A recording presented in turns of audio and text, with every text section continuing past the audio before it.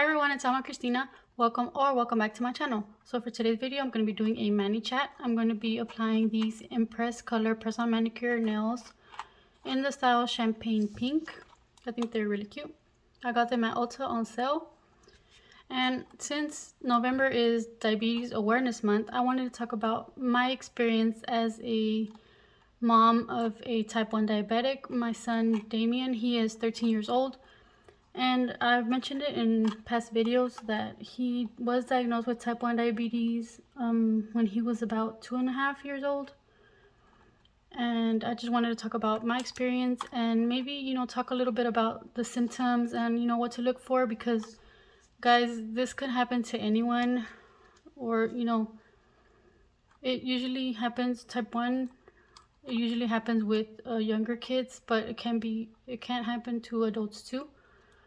And I also wanted to talk about a little bit of the differences between type 1 and type 2 diabetes, because a lot of people don't know that there's two or don't know the differences.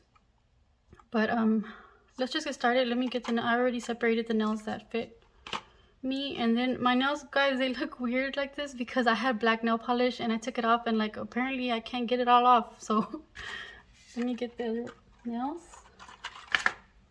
Okay. So I'm going to start with my pinky. Okay guys, so like I said, before I tell you about my experience, I did want to talk about how there are two different types of diabetes, type 1 and type 2. My son has type 1 diabetes, and my dad actually, and one of my brothers, my oldest brother, they had type 2 diabetes. Right now, I think they have it like pretty much under control, so they've been doing better. I believe they're not taking medication anymore, but the thing is, the difference is, like, okay, for type 1 diabetics, the way it happened with my son and the way that they explained it to me is that it could happen to anyone. Like I said, if you get like sick for whatever reason, let's say you have a cold or something like that, which is something totally normal and totally, it's not like super dangerous or anything, it's just a cold. But like sometimes when like you have something like that, your body automatically starts attacking the virus or whatever is doing harm to your body. Your body starts attacking it, And what happens with type 1 diabetics is that your body, or like your immune cells, they start attacking your pancreas. And your pancreas is the organ that makes the insulin. And when that happens, the pancreas doesn't work anymore. So it can't make insulin anymore, so it can't control your blood sugar. So that's why, for a type 1 diabetic, it's a chronic disease. It's something that you have to take care of for the rest of your life with, whether it be an injection or an insulin pump or whatever you use, you need to use that forever. And for type 2 diabetics, their pancreas works, just not as good as it can or as good as it should, or like it can't keep up with its job, with what it's supposed to do. And usually with type 2 diabetics, now guys, I'm not a pro or anything, I'm not a professional, I'm not a doctor, I'm not a whatever. This is just what I've learned since my son got diagnosed. But yeah, what I know of is that type 2 diabetics, they can take some kind of medication like pills or something for a period of time, and some people can get better. Like I said, my dad, he got better. He actually isn't taking medication anymore. He started watching what he ate, and I believe he exercises, like he goes to the park and he walks a lot and stuff like that. So type 2 diabetes usually happens in older or overweight people, or people that don't like watch what they eat. So that's some of the differences. And okay,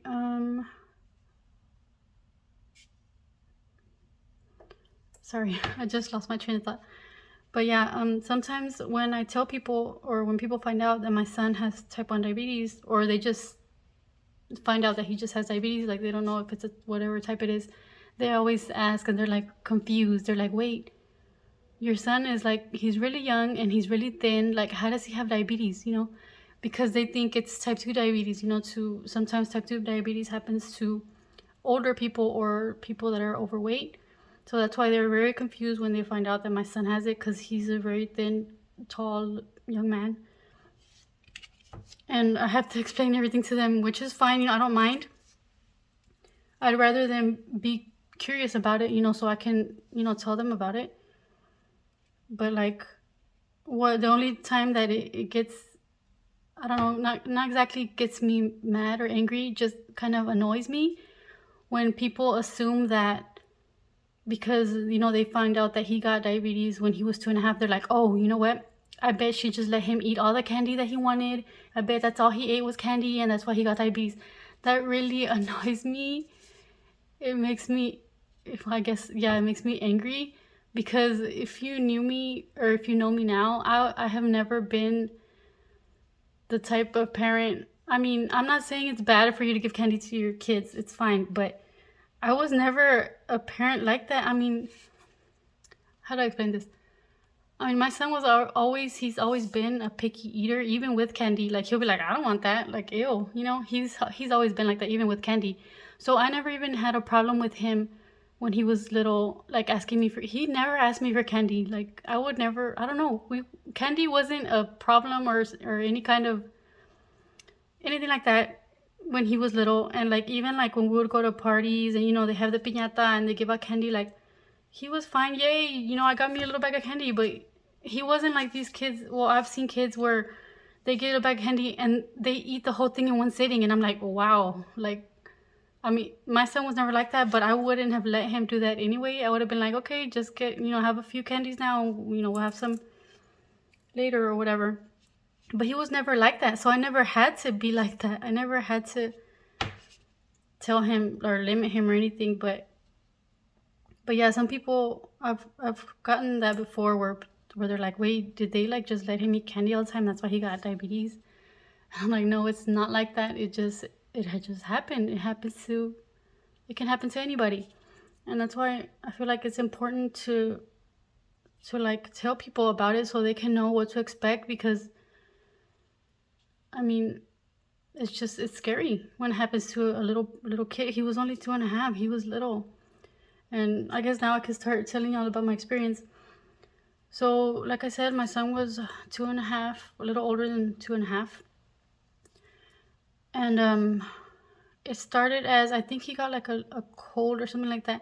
And I remember it was right after like Halloween, because I don't know if you guys saw my Halloween plan with me. I talked to you guys about how I used to take my son trick-or-treating at the zoo, because they had like the special events where you could take your kids with, with their costumes on, and they could trick-or-treat around the zoo.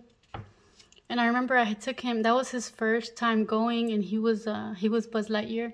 He was so excited. He picked out his costume and we went and everything, and it was fine. And I don't know if it was that outing because it was outside and it was a little bit cold, and little kids get colds, and he got like a little cold. We were outside and we weren't even out there that long, and it wasn't even that cold. But yeah, after that he got like a little cold, and which was normal, and everything was fine. And I believe he got over it pretty soon, like it probably lasted about a week or something like that. But I think that's when it happened, because after that, well, he got diagnosed on November 13th of 2010. But I didn't know what was going on when the symptoms started, because I didn't know the symptoms. I didn't know anything about it. And so he was having the symptoms for a few days. I don't know if it was a full week. I know it wasn't more than a week. But he was having the symptoms where he was always thirsty. He was always asking me for water, and I thought it was weird, and I was like, okay. But I would give him water, But you know how toddlers are. Toddlers, sometimes they're like, they just ask for stuff, and you're like, okay, I don't know. He just wanted water all the time, and he needed to go to the bathroom. He needed to urinate a lot, which was also another symptom. So it would happen like even at night. Like he would be asleep, and he was already potty trained at this point. And he would wake up in the middle of the night, and he'll be like, Mom, he has to go to the bathroom. And I'm like, okay. So we would go, and then like he'll be like, Mom, I'm really thirsty. So I'll give him water. And I was like, what is going on? Like, I thought he was just being a crazy little toddler. And he would be like, Mom, I had to go pee again. I'm like, you just went. But I'm like, okay, let's go. And he would go. And I'm like, what is going on? But, he was a toddler. So I was like, okay.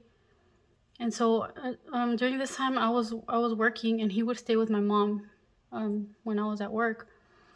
And so this happened for a few days, and I was like, okay, I think, I'm gonna see if I take him to the doctor. I thought about taking him to the doctor, but since he was fine, he seemed fine. It's just that he was thirsty and he had to pee a lot. He seemed fine, so I didn't feel like it was an emergency or anything.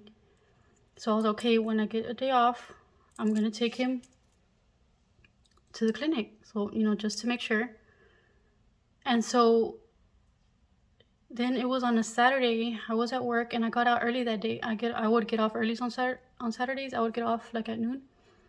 And so when I got out and I went to go pick him up at my mom's, I'm sorry guys, I should have told y'all from the beginning that I might get emotional, but this was a very hard time for me. But when I went to go pick him up at my mom's, he looked really sad. And I'm like, are you okay? And like I hugged him, and I could feel that he was having trouble breathing.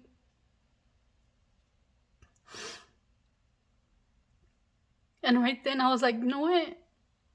We're going straight to the clinic. We went. And it wasn't like bad, but you can just hear him kind of like breathing, I guess, fast or something like that. It just really scared me, and I called his dad, and we went to the clinic. And when we got there, I told them what was going on. They're like, okay, what's wrong with him? I'm like, I'm not sure. But I told them this has been happening and this has been happening. And I didn't know, guys. I didn't know at all about the symptoms. I did not know. And they're like, and then I told them that it seems like he's having trouble breathing, or he's breathing hard. And like there was a lot of people that day, because it was like a clinic that was open on the weekends, and like you can go like a walk-in or whatever, like you don't need an appointment or anything. So there was a lot of people, and they let us go in really quickly, which made me worry even more, because I was like, okay, these symptoms must be serious if they're letting me skip all of these other people. And so we went in, and they started doing all those tests and blood work and stuff, and they checked his blood sugar, and it was so high. And it was so scary. And right then and there, they told me, oh no, this little boy has type 1 diabetes, and his blood sugars are very high, and he needs to go to the hospital right now. And it was so scary, because I didn't know if he was going to be okay. He was my little boy, and he was only 2.5. And so we got on the ambulance, and they rushed us to the children's hospital. And it was just a big rush of things going on, of them checking him, and it was just so scary. And it was like literally the worst day of my life until now even. And it was just so scary. And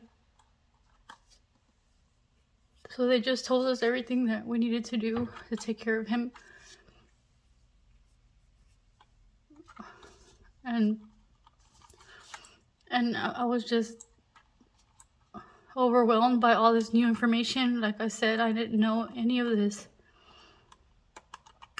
about any of this. And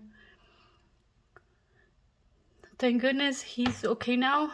Of course, he still has type 1 diabetes, but we were managing it pretty good, and now he's 13, so he's had type 1 diabetes for, it's gonna be 11 years this week. And it can be hard at times. It was harder when he was younger because, you know, he didn't really know what he was feeling. And now he's really good at, he can identify when he has a low blood sugar. Like, he can feel it. Like, he'll feel like weak, or, well, that's how he describes it. He feels weak. And he'll check his blood sugar and he'll know that he has a low blood sugar, so he needs to have some kind of simple sugar that will make his blood sugar go up like fast. And but yeah, when he was younger, sometimes we would have to go to the emergency room because when he gets sick, he something in his urine called ketones, it produces in his urine, and that makes him even more sick. And he needs to flush those out, like drinking fluids and like peeing it out. He needs to do that. But if he's sick, like let's say he has, you know, any kind of regular illness, like, and he's throwing up, you know, kids throw up or whatever. Like, if he's throwing up a lot and he can't, like, if his blood sugar is going low and he needs something to make it come back up, but he's throwing up, like, that's dangerous, because it's like, how do we get it into his system, you know? So there's this special thing called a glucagon that we have to inject him with, and that's like a big needle, so that his blood sugar will go back up. And if his ketones don't get flushed out, like, also, if he's throwing up even water, you know, we would take him to the emergency room so they can get him some fluids through an IV. And now it's been years. We haven't been to the ER in years, which is, I think, it's just great. But yeah, now that he's older, it is getting easier. But yeah, we have to inject him with insulin for every meal, breakfast, lunch, and dinner. And we have to check his blood sugar. And like I mentioned in another video, he has a continuous glucose monitor on his arm. So it checks his blood sugar, like, I think every 5 minutes or something like that. And it'll tell him if he's low, which he already knows anyway, but it'll tell him if he's high or anything like that. And I'm sorry if this video is all over the place, but I knew I was going to get emotional, but I didn't think it was going to be like this. And I hope I didn't skip anything. But yeah. So I really wanted to make this video so that you guys can be aware of the symptoms, because, you know, if you have loved ones, if you have children, if you have nieces, nephews, grandchildren, whatever it may be, if you could just know the symptoms, like if they're always thirsty, if they're, let's say, always have to go pee, if you notice they're always hungry, which is hard because, you know, like, teenagers are always hungry, or like if they're like fatigued, or if you notice a lot of weight loss, like sudden weight loss, all of that, guys, is symptoms of type 1 diabetes altogether. And I wish I knew about these symptoms, because if I did, I could have gotten him to the doctor faster, and it wouldn't have been such a big, I don't know, deal, I guess, when we had to rush him to the ER, and all that was so scary. They had to work to get his blood sugar at a balanced, you know, level. And I feel like if I would have known these symptoms, I could have gotten him there within maybe a couple of days of him showing them symptoms. I would have been like, wait, these are type 1 diabetes symptoms, or diabetes symptoms. I need to take him to the clinic. And maybe they could have seen, wait a minute, his blood sugar is a little bit high. Let's, you know, we're going to have to, I don't know, we're going to have to start, you know, he has type 1 diabetes. Let's start on his regimen. Let's start working on this. But see, the way, because I didn't know, it was just this big deal, and a lot of rushing and a lot of scariness. And he was only 2, and now a lot of people tell me, like, because I have a little one who's 3, and they're like, are you scared that he might have it? Because some people say that it's like, it could be hereditary or whatever. But thank goodness he's fine. My little one is fine. But I mean, of course, if he would ever get type 1 diabetes, I mean, at least I know how to take care of that. I know what to do. So I'm thankful because I learned something, you know. But yeah, if you guys have any questions, you know, you could ask me down below. And I mean, I'm not, like I said, I'm not a doctor or medical professional or anything like that, but this is just what I know. And I hope I didn't forget anything. If I did, I'll add another little clip or something. But yeah, that was all for today. And here are my nails. What do you guys think? I think they're cute. I probably need to just file this a little bit, but yeah. Okay guys, so that was all for today. I hope this was an informative video, and thank you so much for watching, and I hope to see you in my next one. Bye.